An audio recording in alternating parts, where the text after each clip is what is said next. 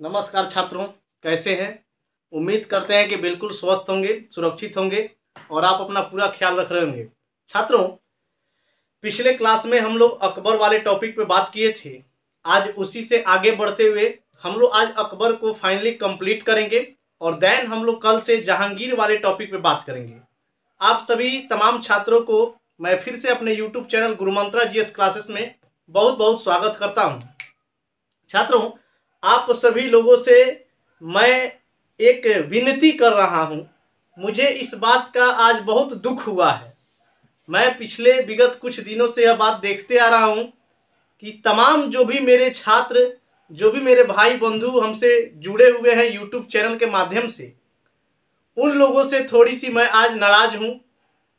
आप पूछिएगा नाराज किस बात को लेके, तो मुझे आज बहुत तकलीफ हुई है। अंदर से मैं बहुत आज टूटा हुआ महसूस किया हूं, क्योंकि इतना सारा छात्र होने के बावजूद, इतने सारे मेरे स्टूडेंट होने के बावजूद हम देख रहे हैं कि आपको यदि मान के चलिए, ठीक है, मैं जो भी पढ़ा रहा हूं, यदि आपको मेरी पढ़ाई समझ में नहीं आ रही है या आप मेरे कंटेंट से संतुष्ट नहीं हैं, जो भी व्हाट अबाउट, तो प्लीज़ आप अपना सुझाव मुझे दीजिए।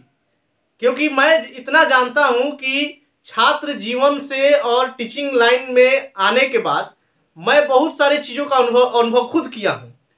तो आपसे मेरा एक ही निवेदन है, एक ही विनती है कि आप प्लीज़ भाई मेरे वीडियो को ज़्यादा से ज़्यादा शेयर कीजिए। और सारे लोगों से मैं हमेशा कहते आ रहा हूं कि आप हर वीडियो पे अपना लाइक और कमेंट हमें भेजिए। आपका लाइक और कमेंट की बहुत ज़रूरत है। लेकिन आप किसी लोगों से मैं यही कहूँगा कि प्लीज़ आप लोग लाइक और सब्सक्राइब ज़्यादा से ज़्यादा कीजिए और आप अपना सुझाव मुझे कमेंट बॉक्स में भेजिए, ताकि मैं उसको देखूं, जिससे मेरा मनोबल और ऊंचा हो और मैं पूरे एनर्जेटिक होकर पढ़ाऊं। देखिएगा, बात वास्तविकता की है। मैं वास्तविकता से परे हटने वाला टीचर नहीं हूँ। मैं जो भी बात करता हूँ फैक्ट के साथ करता हूँ। ये नहीं है कि आपको बरगला के और किसी तरह से पढ़ा देना है और किसी तरह से निकल लेना है, ऐसा कुछ नहीं है। जो लोग हमको जानते हैं, जो मेरे छात्र हमसे पढ़े हैं ऑलरेडी पटना में, वो मुझे जानते होंगे, और जो नहीं भी जानते हैं वो भी कुछ दिनों में समझ लेंगे, वो भी हमको परख लेंगे कि हम किस तरह के टीचर हैं, कैसे पढ़ाते हैं, मेरा प्रोपेगेंडा क्या होता है, मेरी कंटेंट कैसी है। ये सारा चीज़ आप जो भी नए लोग भी जुड़े हैं सबको पता चल जाएगा। लेकिन एक टीचर का मनोबल कब डाउन होता है? जब उसको उसके छात्र के द्वारा ही सपोर्ट नहीं मिलता है।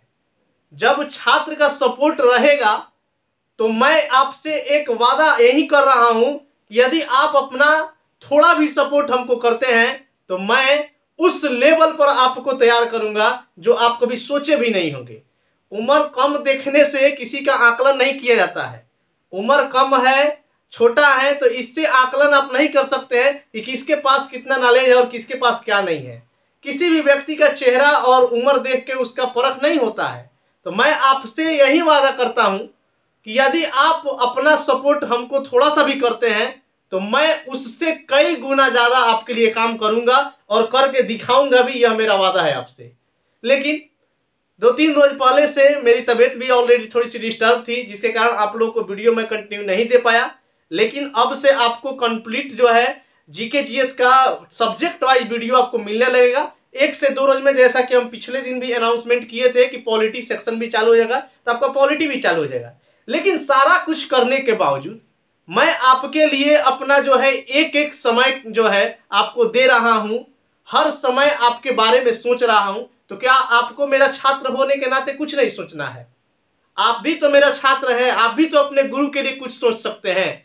मैं इतना मर मर के मेहनत कर रहा हूं, मैं इतना मर मर के अच्छे अच्छे कंटेंट पढ़ा रहा हूं, मैं इतना मर मर के आपके बारे में दिन रात सोच रहा हूं कि मेरा छात्र कैसे सफल हो, उसको कैसे मंजिल जल्दी मिले, वह कैसे अपने मुकाम में कामयाब हो। आपको भी फर्ज बनता है कि अपने गुरु के लिए थोड़ा सा सोचें। तो इसीलिए आप सभी तमाम छात्रों से मैं फिर से नम्र निवेदन करता हूं, फिर से विनती करता हूं कि प्लीज मेरे भाई, प्लीज मेरे छात्र, प्लीज मेरे दोस्त, जो भी लोग हमको देख रहे हैं, तमाम जितने भी लोग हमको देख रहे हैं, यदि मेरी पढ़ाई आपको समझ में आती है या नहीं आती है, आप प्लीज अपना सुझाव मुझे कमेंट बॉक्स के माध्यम से भेजें।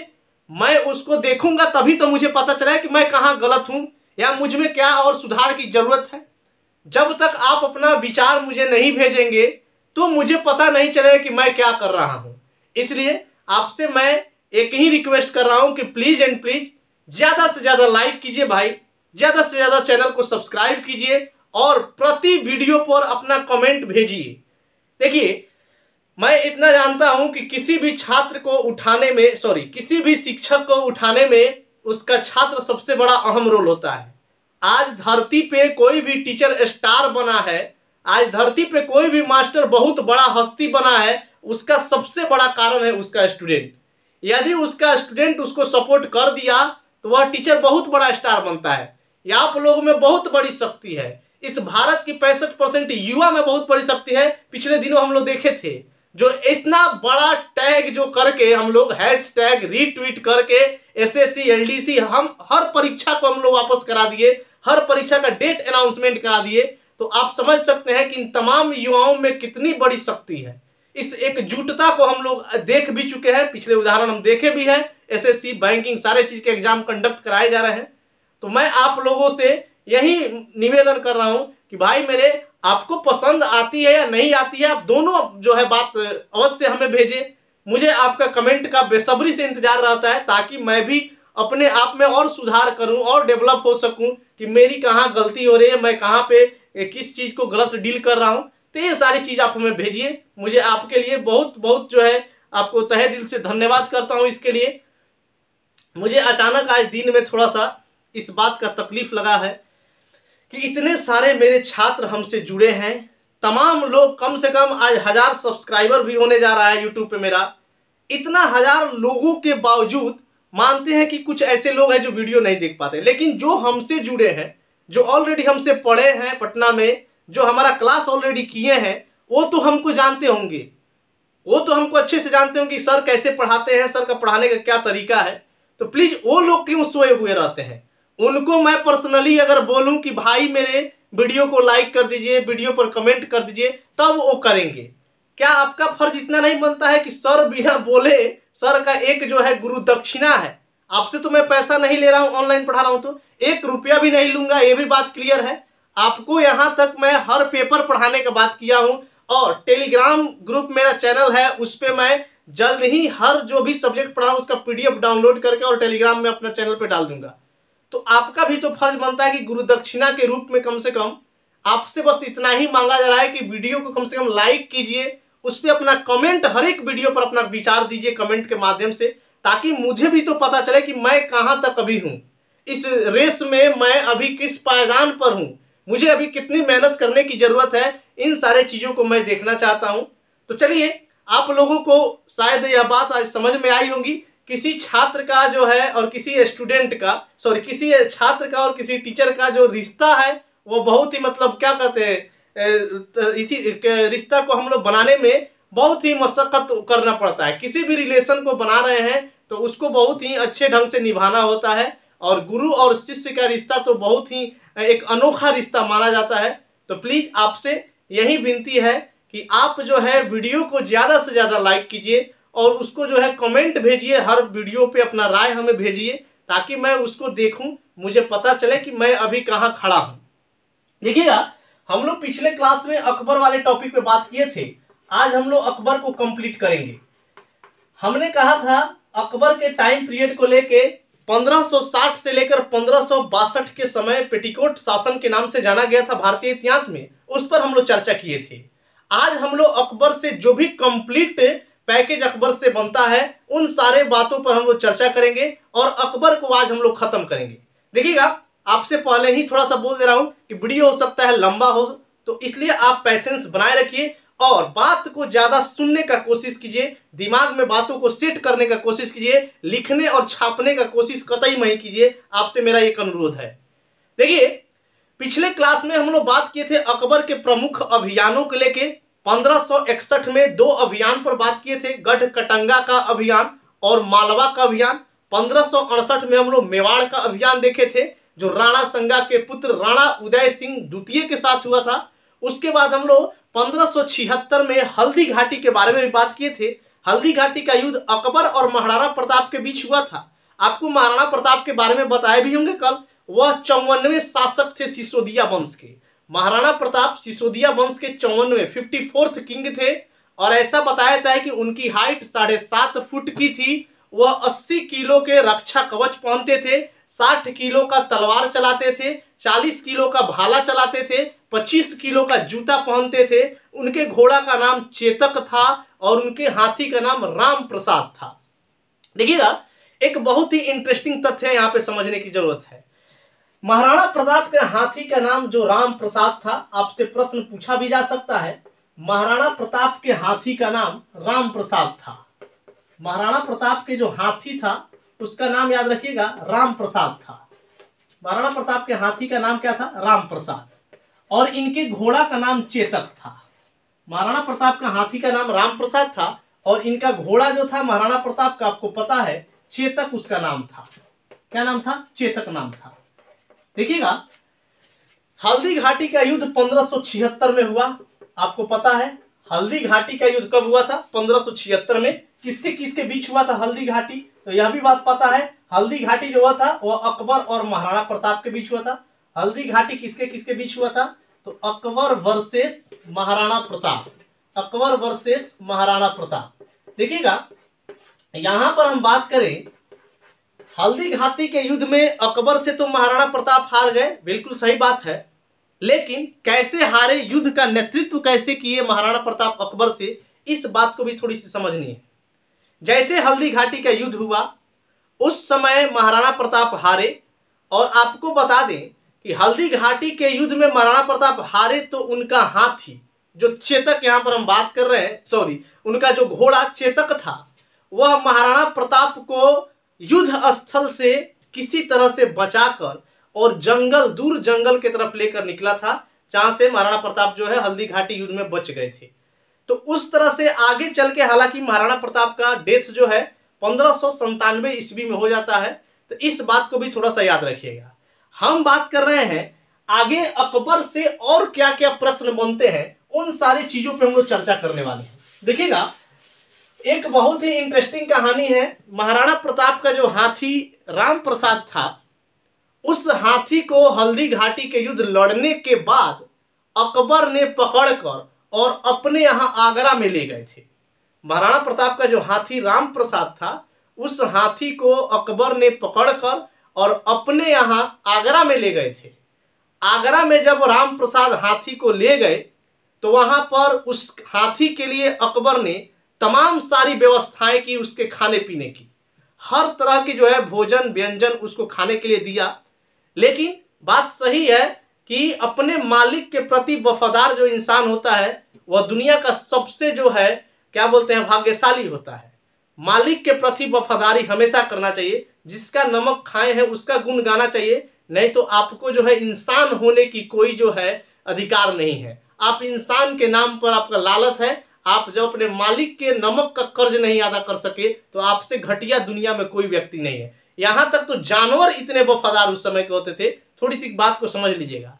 राम प्रसाद के लिए तमाम व्यंजन अकबर ने जुटाए, हर तरह से खाने के लिए हर चीज जुटाए, लेकिन राम प्रसाद ने अकबर के यहाँ का एक अन्न भी अपने मुंह में नहीं डाला। अर्थात ऐसा बताया जाता है कि राम प्रसाद ने कहा कि मैं अपने मालिक के सिवा किसी के बंदी बनाकर और मुझे कोई ऐसा है भोजन करा दे, यह कतई नहीं हो सकता है। अर्थात राम प्रसाद ने अकबर के यहाँ का एक दाना भी नहीं खाया और 10 से 15 रोज के बीच राम प्रसाद का डेथ अकबर के यहाँ हो जाता है। इतना वफादार हाथी था राम प्रसाद जो है महाराणा प्रताप का, अकबर जिसको लेके गए थे बंदी बना के अपने यहाँ। आपको बता दें कि हल्दी घाटी की युद्ध में अकबर जिस हाथी पर बैठकर युद्ध का नेतृत्व कर रहे थे, हल्दी घाटी के युद्ध में अकबर जिस हाथी पर बैठकर युद्ध का नेतृत्व कर रहे थे, उस अकबर के हाथी का नाम हवाई था। अकबर के हाथी का नाम क्या था? हवाई था। इस बात को भी थोड़ा सा याद रखिएगा। देखिएगा, आज हम कुछ ज्यादा बातों पर जो है चर्चा करने वाले हैं अकबर से संबंधित। आपको बहुत सारी चीज यहाँ पर मैं नोट डाउन लिखाऊंगा नहीं, सॉरी, आपको बहुत सारा चीज यहाँ पे लिखाऊंगा नहीं, थोड़ी सी बात को केवल सुनने का कोशिश कीजिएगा। और यदि आप नोट डाउन करना चाहते हैं तो वीडियो पॉज करके और लिख भी सकते हैं। अकबर का ऐसे मृत्यु जो है 1605 ईस्वी में हुआ था। लेकिन उससे पहले अकबर ने कौन कौन से ऐसे कार्य किए थे अपने यहाँ दरबार में।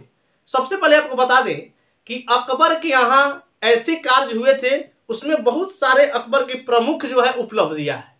सबसे पहले अकबर की जो शासन व्यवस्था थी वह मनसबदारी प्रथा पर आधारित थी। अकबर का शासन प्रणाली किस पद्धति पर था? आपसे प्रश्न पूछा जा सकता है कि अकबर का जो शासन प्रणाली था उस शासन प्रणाली का आधार क्या था? तो मनसबदारी प्रथा था। कौन सा प्रथा था? मनसबदारी प्रथा। देखिएगा अकबर का जो शासन प्रणाली था वह कौन सी पद्धति पर था? मनसबदारी पद्धति। अकबर ने जप्ती प्रणाली को भी अपनाया था। अकबर अपने शासनकाल में जप्ती प्रणाली को भी अपनाए थे। अकबर ने अपने यहाँ अपने मतलब दरबार में एक सूर्य उपासना भी कराया था। अनुष्ठान के लिए एक सूर्य उपासना भी कराया था। अकबर ने अनुदान विभाग का निर्माण कराया था। अकबर ने फतेहपुर सीकरी में शाही महल भी बनवाया था। अकबर ने आगरा का लाल किला भी बनवाया है। अकबर ने दीवाने खास का भी निर्माण कराया है। अकबर ने इलाहाबाद का किला भी बनवाया है। अकबर ने लाहौर का किला भी बनवाया है। अकबर ने इबादत खाना का भी निर्माण कराया है। आपको बता दें अकबर की प्रमुख उपलब्धियों पर हम बात कर रहे हैं। दिल्ली में हुमायूं का मकबरा, फतेहपुर सीकरी में शाही महल, पंचमहल, बुलंद दरवाजा, जोधाबाई का महल, आगरा का लाल किला, इलाहाबाद का किला, लाहौर का किला और इबादत खाना, इन सारे चीजों का निर्माण अकबर ने कराया है। अनुदान विभाग का निर्माण अकबर ने कराया है। मनसबदारी प्रथा का जो प्रचलन किया अकबर ने किया। जप्ती प्रणाली का प्रचलन अकबर ने किया। अपने दरबार में अनुष्ठान के रूप में सूर्य उपासना किया अकबर ने किया। ये तमाम बातों को थोड़ा सा याद रखिएगा। अब बात करें कि अकबर के दरबार में जो पुरोहित लोग थे उसमें 9 रत्नों का भी नाम आता है। अकबर के दरबार में ऐसा बताया जाता है कि 9 रत्न रहते थे। 9 लोगों का एक टीम था दरबारी कवियों का। उसमें सबसे पहले बात आता है बीरबल का, उसके बाद अबुल फजल थे, उसके बाद तानसेन भी थे, मानसेन भी थे, अब्दुल रहीम खाना थे, मुल्ला दो प्याजा था, हकीम हुकाम थे। इस तरह अकबर के दरबार में कुल 9 रत्न रहते थे। देखिएगा अकबर जो था वह दीन ए इलाही धर्म का अकबर प्रधान पुरोहित माने जाते हैं। दीन ए इलाही धर्म के प्रधान पुरोहित अगर आपसे प्रश्न पूछा जाए तो वह कौन थे? अकबर थे। आपको बता दें दीन ए इलाही धर्म का प्रधान पुरोहित अकबर थे, जबकि प्रश्न पूछा जा सकता है कि दीन ए इलाही धर्म के मुख्य पुरोहित कौन थे? तो वह अबुल फजल थे। दीन ए इलाही धर्म के मुख्य पुरोहित कौन थे? तो अबुल फजल थे। दीन ए इलाही धर्म के प्रधान पुरोहित कौन थे? तो आपको याद रखना अकबर थे। दोनों बात में अंतर है।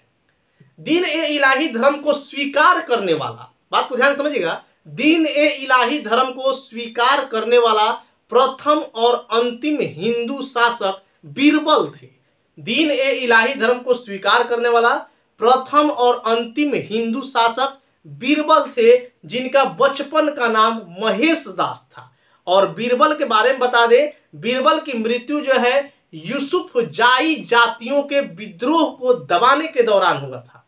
बीरबल का मृत्यु जो हुआ था वह यूसुफ जाई जातियों के विद्रोह को दबाने के दौरान हुआ था। आपको एक और बात बता दें कि अकबर के समय में अबुल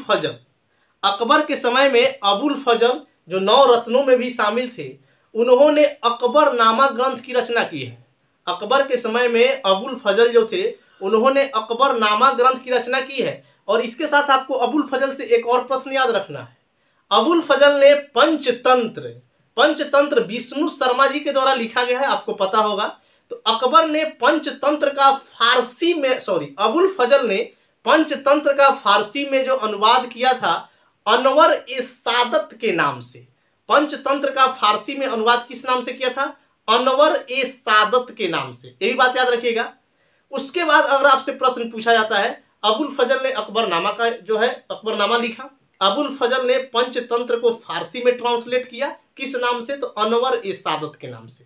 आगे आपसे प्रश्न पूछा जाता है कि पंचतंत्र का फारसी में एक और व्यक्ति ने जो है अनुवाद किया है, उसका नाम है मौलाना हुसैन फैज। पंचतंत्र का फारसी में अनुवाद एक और व्यक्ति ने किया है जिसका नाम मौलाना हुसैन फैज है, यार ए दानिश के नाम से। याद रखिएगा किस नाम से? यार ए दानिश के नाम से मौलाना हुसैन फैज ने भी पंचतंत्र का फारसी में ट्रांसलेट किया है। हाजी इब्राहिम सरहिंदी ने अथर्ववेद का फारसी में अनुवाद किया है। आपको नाम याद रखना पड़ेगा, बहुत महत्वपूर्ण प्रश्न पूछा जा सकता है। हाजी इब्राहिम सरहिंदी ने अथर्ववेद का ट्रांसलेशन फारसी में किया है। आपको बता दें, राजतरंगिणी कलहण के द्वारा रचित पुस्तक है। राजतरंगिणी कलहण ने लिखा है, तो राजतरंगिणी का भी फारसी में अनुवाद जो किया है उसका नाम है मोहम्मद। याद रखिएगा, राजतरंगिणी का फारसी में जो अनुवाद किया है उसका नाम है मौलाना मोहम्मद। क्या नाम है? मौलाना मोहम्मद। उसके बाद हम बात करें फैजी ने किन किन चीजों को फारसी में अनुवाद किया है।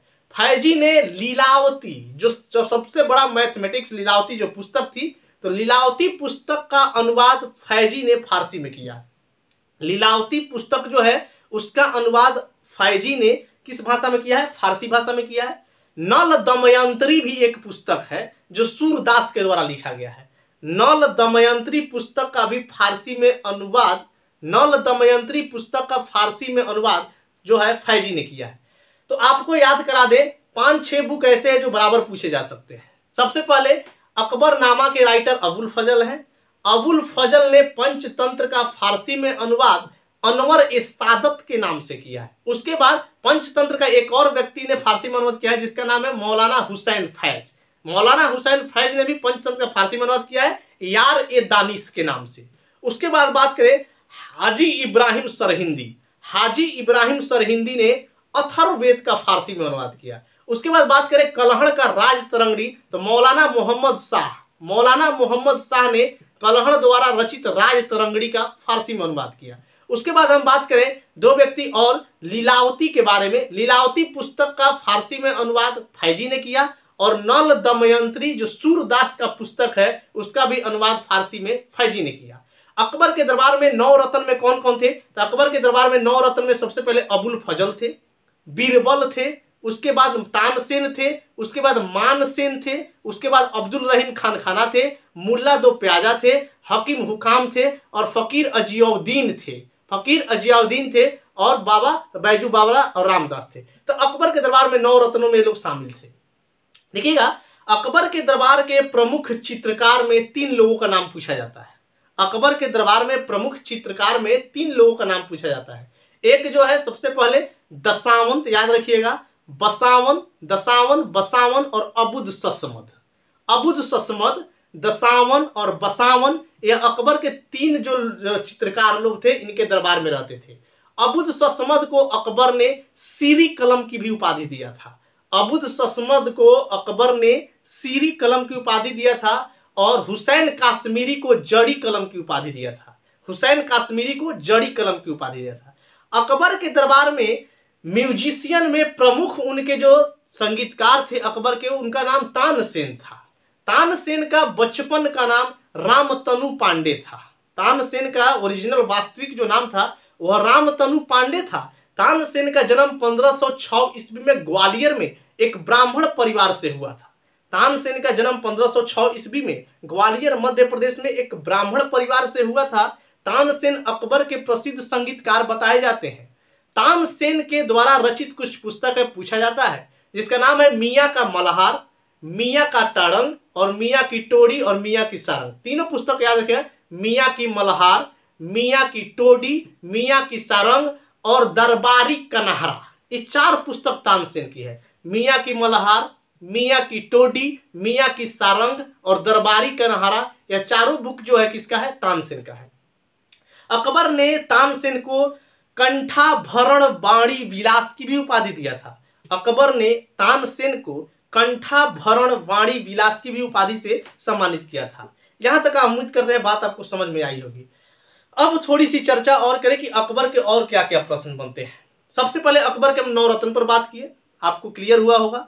उसके बाद अकबर द्वारा प्रमुख जो कार्य कराए गए उन पर बात किए, ये भी क्लियर होगा। अकबर के दरबार में चित्रकार पर बात किए, वो भी आपको क्लियर हुआ होगा। अकबर के दरबार में उनके प्रसिद्ध तानसेन पर भी बात किए। तानसेन के अलावा अकबर के दरबार में और भी म्यूजिशियन थे, जैसे बैजू बावरा थे, रामदास थे, बाबा रामदास थे, तानसेन थे, ये लोग भी उनके दरबार में रहते थे। अब थोड़ी सी बात करें कि अकबर के समकालीन एक प्रसिद्ध सूफी संत जिनका नाम सलीम चिश्ती था। अकबर के समकालीन जो थे वह प्रसिद्ध सूफी संत जिनका नाम क्या था? शेख सलीम चिश्ती, वो अकबर के समकालीन थे। यहाँ तक उम्मीद करते हैं आपको बात समझ में आई होगी। देखिए, हम लोग अकबर के यह छोटा सा एक जो है बचा खुचा पार्ट था जहां से प्रश्न पूछा जाता है। अब हम बात कर रहे हैं अकबर से सबसे महत्वपूर्ण क्या प्रश्न बनता है। देखिएगा, अकबर के द्वारा कुछ ऐसे चीजें जिसपे बैन भी किया और जिसको चलाया गया था। सबसे पहले आपको सीरीज से मैं याद करा दूं, 1562 में अकबर ने दास प्रथा का अंत किया था। बात को ध्यान समझिएगा, 1562 में अकबर ने दास प्रथा का अंत किया। फिर 1562 में अकबर ने अपने आप को हरम से मुक्त कर लिया। 1562 में अकबर ने दो काम किया, याद रखना पड़ेगा। 1562 में दास प्रथा का अंत अकबर ने, 1562 में अकबर ने अपने आप को हरम से मुक्त कर दिया। ऐसे आपको बता दें, दास प्रथा का जो उन्मूलन है 1843 में एलन बरो के टाइम में हुआ था, उन्मूलन वो भी कर दिया था। तो इसलिए अभी अकबर पे हम बात करें तो अकबर को याद रखिए। 1562 से दो काम, दास प्रथा का अंत, उसके बाद हरम से अपने आप को क्या किया, मुक्त किया। 1563 ईस्वी में 1563 में अकबर ने तीर्थ यात्रा कर लगाया। 1563 ईस्वी में अकबर जो है तीर्थ यात्रा कर लगाया। 1564 ईस्वी में अकबर ने जजिया टैक्स को हटा दिया। 1564 में अकबर ने जजिया टैक्स को हटा दिया। 1571 ईस्वी में अकबर ने फतेहपुर सीकरी की स्थापना की और फिर 1571 में ही राजधानी आगरा से फतेहपुर सीकरी ले गया। तो दो प्रश्न 71 से याद रखना। 1571 में फतेहपुर सीकरी की स्थापना की, 1571 में ही आगरा से राजधानी कहाँ शिफ्ट किया, फतेहपुर सीकरी में। उसके बाद बात करें 1575 में अकबर ने इबादत खाना की स्थापना की। 1575 में अकबर ने इबादत खाना की स्थापना की। 1578 में अकबर ने इबादत खाना में सभी लोगों को जाने का आदेश दे दिया। 1575 में इबादत खाना का स्थापना किया, 1578 में सारे इबादत खाना में लोग को जाने का प्रवेश की अनुमति दे दिया। 1579 में अकबर ने मजहर की घोषणा की थी, मजहर की स्थापना की। 1582 में दीन ए इलाही धर्म को जो है स्थापना किया। 1583 में दीन ए इलाही धर्म में जो है संवत के रूप में चलाया था। 1582 में दीन ए इलाही संवत बनाया। 1583 में दीन ए इलाही संवत का निर्माण किया। दीन ए इलाही धर्म 1582 में, 1583 में दीन ए इलाही संवत चलाया। 1585 में बता दे राजधानी आगरा से लाहौर शिफ्ट किया। याद रखिएगा, राजधानी फतेहपुर सीकरी, आगरा नहीं, राजधानी फतेहपुर सीकरी से कहां शिफ्ट किया, लाहौर में शिफ्ट किया। तो यह अकबर के बारे में बात था। अकबर के समय में ऐसा बताया जाता है कि नेसेसरी कर था जजिया। जजिया एक नेसेसरी कर था जिसको अकबर ने समाप्त किया था। हालांकि जजिया कैसे लिया जाता था, थोड़ा सा इसका भी एक झलक देख लीजिए। मुगल सल्तनत काल में ऐसे आपको पता है कि जजिया कर लगाने वाला सबसे पहला व्यक्ति जो भारत में मोहम्मद बिन कासिम था। 736 ईस्वी में दाहिर पर जो लगाया था, सिंध के शासक दाहिर पर जजिया टैक्स वहां से वसूला था। उसके बाद भारत में बहुत सारे शासक जजिया लगाए थे। 1564 में अकबर ने जजिया कर को समाप्त कर दिया। जजिया में कैसे जजिया वसूला जाता था मैं बता दूं। जजिया एक प्रकार का ऐसा टैक्स था जो गैर मुसलमानों से वसूल किया जाता था और उसमें जो जजिया वसूलते थे जो लोग, वो बोलते थे अन्य लोगों से। जजिया कैसे वसूलने का तरीका था, देखिए कैसे वसूला जाता था, गैर मुसलमान से कैसे वसूला जाता था। ऐसे जजिया कर में बताया जाता है कि 4-5 लोगों को छूट था, वो जजिया नहीं देते थे प्रारंभ में। कौन नहीं देते थे, इस बात को भी थोड़ा सा याद रखें। जजिया से कौन लोग मुक्त थे, ब्राह्मण थे। जजिया से मुक्त कौन थे, ब्राह्मण थे। जजिया से मुक्त स्त्री थी, औरत थी, लड़की थी। जजिया से मुक्त पंडित जो पूर्वज लोग थे, पंडित जो जजमान लोग होते थे, उनको भी जजिया से मुक्त रखा गया था। लंगड़ा, लूल्हा, अपंग, इन सारे लोगों को, 4-5 लोगों को जजिया से, विधवा, इन सबको मुक्त रखा गया था। जजिया कैसे वसूलते थे वो लोग, जजिया वसूलने के मतलब है, ऐसे बताया जाता था कि जो लोग जजिया वसूलने जाते थे वो बोलते थे उस व्यक्ति से कि हम आपकी रक्षा कर रहे हैं, मुस्लिम सिपाही आपकी रक्षा कर रही है, मुस्लिम आक्रमणकारियों से आपकी रक्षा कर रही है, आपकी संपत्ति की रक्षा मुस्लिम लोग कर रहे हैं। इस तरह के बात को बताकर और जजिया टैक्स लिया जाता था। यदि कोई व्यक्ति जजिया नहीं देना चाहता था तो उसके सामने एक टर्म एंड कंडीशन रखा जाता, आप मुसलमान धर्म को स्वीकार कर लो। यदि कोई व्यक्ति जजिया नहीं देना चाहता था तो उससे टर्म एंड कंडीशन रखा था कि आप मुस्लिम धर्म को क्या कर लो, स्वीकार कर लो। तो यहां तक उम्मीद करते हैं आपको बात समझ में आएगी। ऐसे अकबर की मृत्यु 1605 ईस्वी में आगरा में हुई। उनको आगरा के सिकंदरा में दफनाया गया है अकबर के बॉडी को। तो ये भी बात आपको थोड़ा सा याद रखना है। चलिए हम लोग कल जो है बात करते हैं फिर जहांगीर वाले टॉपिक पे, और जो भी थोड़ा बहुत छूटा फटा होगा आपका अकबर में उसको हम लोग कल फिर से पूरा करा देंगे। और चलते चलते आपसे फिर वही एक छोटी सी विनती, एक छोटी सी गुजारिश, एक छोटी सी जो है एक निवेदन कि भाई मेरे बहुत अफसोस होता है, बहुत मतलब दिल में जो है थोड़ा सा ठेस पहुंचता है कि इतना सारे लोग, तमाम लोग छात्र हमारे देख रहे हैं, हमसे जुड़े हैं, 1000 सब्सक्राइबर भी होने जा रहा है आज, और लाइक और कमेंट के लिए व्यक्ति तरस जाता है। आप अपना सुझाव दीजिए, कमेंट कीजिए हर वीडियो पे, और वीडियो को ज़्यादा से ज़्यादा शेयर कीजिए, अपने दोस्तों के पास शेयर कीजिए, अपने मित्रों के पास शेयर कीजिए जो पढ़ने लिखने के लिए जो तैयारी में लगे हुए हैं। बिहार दरोगा अभी 2213 पद के लिए वैकेंसी अभी चल ही रही है, फॉर्म भरा रहा है। आपको वादा दिलाता हूं कि मेरे प्लेटफॉर्म पे आपको जीके जीएस का, आप बहुत सारी जगह पढ़ते होंगे, बहुत सारे से तुलना भी कर लीजिएगा, मेरे प्लेटफॉर्म पे आपको जीके जीएस का इस तरह का कंटेंट मिलेगा कि शायद आप उसकी कल्पना किसी और टीचर से नहीं किए होंगे। उस तरह का कंटेंट आपको मैं दूंगा, यह वादा करता हूं। प्लीज थोड़ी सी सपोर्ट कीजिए, आपको मैं यही बोलूंगा। वीडियो को ज्यादा से ज्यादा लाइक कीजिए, बार बार मुझे बोलना नहीं पड़े, पर्सनली लोगों को मुझे कहना नहीं पड़े कि लाइक करो और कमेंट करो, इसलिए आप थोड़ा सा आगे से ध्यान रखिए। वीडियो को ज्यादा लाइक कीजिए, सब्सक्राइब कीजिए और अपना कमेंट जरूर कीजिए। इसी से मैं थोड़ी सी दुखी हूं, आप अपना कमेंट जरूर कीजिए और अपना सुझाव मुझे कमेंट के माध्यम से भेजिए। चलिए, थैंक यू, फिर मिलते हैं कल छोटे से ब्रेक के बाद। बाय।